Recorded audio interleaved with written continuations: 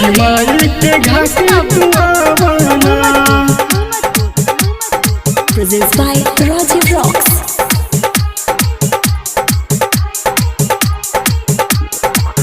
सुनो सखी के संगे अपना छठी माई के घाट तू आवाना।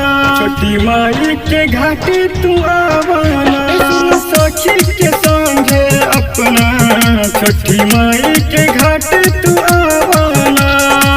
कर याद रानी बचपन की, कर तू याद रानी बचपन की, जब संगे संगे पढ़नी हम। सुनो सखी के संगे अपना छठी माई के घाट तू आवाना। सुनो सखी के संगे अपना छठी माई के घाट तू आवाना। कर तू याद रानी बचपन की, कर तू याद रानी बचपन की, जब साथ साथ पढ़नी हम। सुनो सखी के संगे अपना छठी माई के घाट तू आवाना।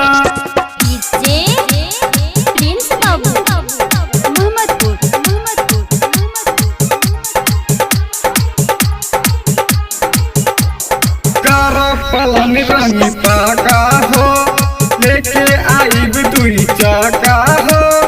हाथे में हाथ हम धोके घुमाई, सुपौल दिलाओ गाँव करियो हो, सुपौल दिलाओ गाँव करियो हो।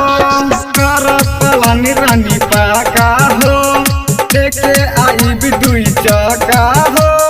हाथे में हाथ हम धोके घुमाई, सुपौल दिलाओ गाँव करियो हो। कर बहाना कोनो तू, कर बहाना कोनो तू, अपना मम्मी के बतियावाना। सुनो सखी के संगे अपना छठी माई के घाट तू आवाना।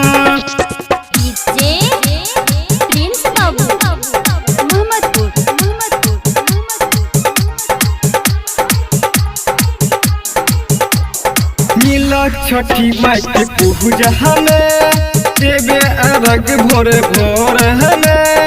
हमनी की डोरी केहू न तोरी, देव अर्घ भोरे भोर हमें, देव अर्घ भोरे भोर हमें। मिला छठी माई के पूजा हमें, अर्घ दे जाए भोरे भोर हमें।